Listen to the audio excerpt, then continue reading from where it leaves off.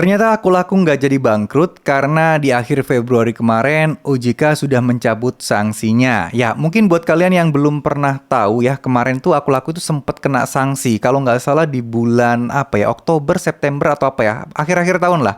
Dan itu bahkan aku laku hampir ditutup karena di bulan Desember tidak dapat memenuhi syarat yang diajukan oleh OJK. Ya, ada pelanggaran terkait masalah limit pay letternya. Cuman ya, aku laku masih berusaha untuk memperbaikinya sehingga diberikan waktu nih sama OJK.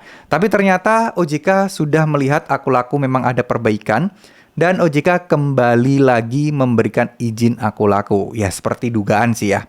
Pinjol-pinjol sekelas aku laku banyak banget orang-orang yang berharap bangkrut. Karena berharap izinnya dicabut OJK. Karena nasabah yang galbay di sana itu banyak banget. Makanya banyak yang pengen, ya semoga bangkrut, semoga izinnya nggak diperpanjang, semoga izinnya benar-benar diputus permanen oleh OJK. Tapi sayangnya nggak semudah itu guys. Sayangnya tidak semudah itu. Kenapa? Aku laku itu perusahaan besar, investornya tuh gede-gede. Perusahaan banyak investor dari luar juga. Dan harusnya tidak segampang itu OJK untuk menutupnya. Kecuali ada pelanggaran yang sangat berat gitu ya. Baru OJK bisa menutupnya. Kalau enggak, pasti OJK pasti akan ngasih waktu, perbaikan, dan lain sebagainya. Ya, ini kenyataan dan realistis aja ya. Realita yang ada di lapangan tuh harus kayak gitu. Kita kadang terlalu berharap pinjol akan bangkrut, akan tutup, tapi nyatanya ya pinjol yang berharap itu tutup malah makin gede, makin berjaya dan nggak tutup-tutup. Bahkan mungkin pinjol yang nggak pernah kita dengar namanya dan kelihatan baik-baik saja, malah justru mereka yang tutup. Itu bermacam-macam teman-teman ya, faktor yang menyebabkan pinjol bangkrut itu bermacam-macam. Kalau hanya karena ditutup dengan catatan karena izinnya dicabut oleh OJK, menurut saya kemungkinan kecil sekali itu akan terjadi. Karena kalau mereka tidak melakukan pelanggaran yang berat, tidak melakukan kesalahan yang fatal banget, tidak akan pernah terjadi pinjol itu dicabut izinnya oleh OJK. Kemungkinannya cuma satu, mereka tidak melanjutkan urus izinnya, atau ya mereka melakukan pelanggaran berat sehingga OJK mau nggak mau harus mencabut izin tersebut karena pelanggaran-pelanggaran tadi. Nah, kalau udah kayak gini gimana? Sebenarnya ya wajar-wajar aja ya. Menurut saya memang prediksi saya memang pasti bakal dibalikin sih izinnya. Pertama, pengguna aku laku tuh banyak banget. Banyak banget. Dan mungkin nomor satu kali ya sekarang ya.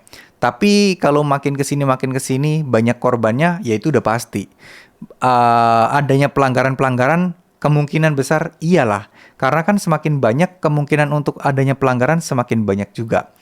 Apalagi di sini bunganya itu juga agak gede ya. Ya nggak agak sih. Kalau dibandingkan bank kayaknya lebih gede pinjol pay later gitulah.